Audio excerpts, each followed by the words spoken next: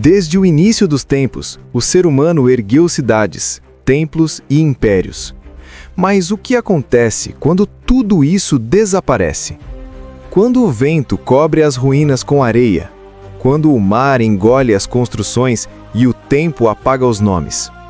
Por trás da história conhecida existem povos que floresceram, dominaram e sumiram, deixando apenas fragmentos, ruínas misteriosas, símbolos indecifráveis e lendas que desafiam a razão. Hoje, vamos mergulhar nos mistérios das civilizações perdidas que a história esqueceu. Cada uma delas é uma lembrança de que o passado é muito maior e mais misterioso do que imaginamos. Antes da chegada dos europeus, o coração da América do Norte pulsava com uma cidade monumental, Cahokia. Localizada às margens do rio Mississippi, essa metrópole pré-colombiana chegou a abrigar mais de 20 mil pessoas, rivalizando com as grandes cidades da Europa medieval. De cima dos seus enormes montes de terra, as pirâmides de Cahokia, líderes religiosos e políticos observavam uma sociedade complexa, com comércio, agricultura e astronomia desenvolvidos. Eles ergueram a Monk's Mount, uma colina artificial tão grande quanto a base da Grande Pirâmide de Gizé. E então, o silêncio. Por volta de 1350, Cahokia desapareceu. Ninguém sabe ao certo o motivo. Alguns arqueólogos sugerem mudanças climáticas e a escassez de recursos naturais. Outros apontam guerras internas, epidemias ou até colapsos espirituais. O que resta são ruínas e um eco de uma civilização que, se tivesse sobrevivido, poderia ter mudado o rumo da história americana. Imagine uma cidade construída sobre o mar, feita de pedra vulcânica, cercada por canais e conectada por passagens secretas.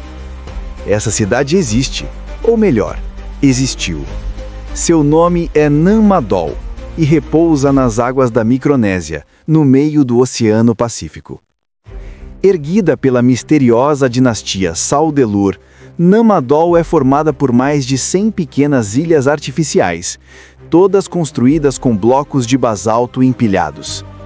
Cada bloco pode pesar várias toneladas e, até hoje, ninguém sabe ao certo como eles foram transportados ou posicionados com tamanha precisão. Lendas locais dizem que os construtores de Nammadol tinham poderes sobrenaturais, capazes de mover pedras com a força da mente ou com o auxílio de deuses antigos. Mas, em algum momento, o império colapsou. Alguns dizem que o abuso de poder do Saudelur despertou a fúria dos espíritos. Outros acreditam que catástrofes naturais varreram o lugar. Hoje, Nammadol é chamada de a Veneza do Pacífico, um lugar onde o mar e a pedra contam histórias que o tempo preferiu silenciar. No norte da Etiópia, sob o sol do deserto, erguem-se obeliscos de pedra que parecem desafiar o tempo. Eles são os últimos vestígios de Aksum, o império que já foi uma das maiores potências comerciais do mundo antigo. Entre os séculos I e VII, Aksum controlava o comércio entre Roma, a Arábia e a Índia. Seus navios cruzavam o Mar Vermelho levando ouro, incenso, marfim e especiarias. Era uma civilização próspera, alfabetizada e poderosa. E, ainda mais surpreendente, foi uma das primeiras nações cristãs da história, adotando a fé séculos antes da Europa medieval. Mas, lentamente, o império foi perdendo contato com o mundo. O avanço do islamismo bloqueou suas rotas comerciais e o deserto começou a engolir suas cidades. No final, Aksum desapareceu, deixando apenas ruínas, lendas e monumentos, que ainda hoje inspiram admiração. Para muitos africanos, Aksum é símbolo de um passado glorioso, a prova de que a África antiga teve impérios tão avançados quanto Roma ou a Grécia. Enquanto os egípcios erguiam pirâmides e os sumérios criavam a escrita, Outro povo já dominava a engenharia urbana com uma perfeição impressionante: a civilização do Vale do Indo, nas cidades de Harappa e Mohenjo-Daro. Essas cidades, fundadas há mais de 4.000 anos, tinham ruas largas e alinhadas, casas de 2 andares, armazéns, banhos públicos e um sistema de esgoto subterrâneo tão avançado que só seria igualado milhares de anos depois. Mas o mais curioso é que não há indícios de reis, templos grandiosos ou exércitos. Parecia uma sociedade ordenada e pacífica, uma civilização que funcionava sem o autoritarismo das grandes potências contemporâneas. E então, por volta de 1800 a.C., o Vale do Indo foi abandonado. Alguns dizem que mudanças climáticas desviaram o curso dos rios, outros acreditam em catástrofes naturais ou invasões. Até hoje, a escrita do Indo permanece indecifrada, como se o segredo de seu desaparecimento estivesse trancado para sempre nas pedras de suas ruas. Os gregos antigos falavam de uma terra distante, onde o sol nunca se punha no verão e nunca nascia no inverno. Chamavam-na de Tule, o fim do mundo conhecido. O explorador grego Pítias de Massália, no século IV a.C., afirmou ter chegado a essa terra misteriosa, um lugar além das águas geladas e das neblinas eternas. Seria Tule apenas um mito? Ou uma lembrança real de uma civilização perdida no Ártico? Alguns acreditam que Tule era a Islândia, ainda inabitada e selvagem. Outros veem nela o eco de um povo esquecido, talvez descendente de antigas culturas nórdicas que desapareceram com o gelo. O fato é que por séculos, Tule simbolizou o limite da curiosidade humana, a fronteira entre o conhecido e o impossível. E, talvez, mais do que um lugar físico, Tule represente o desejo humano de explorar o que está além, aquilo que a história ainda não contou.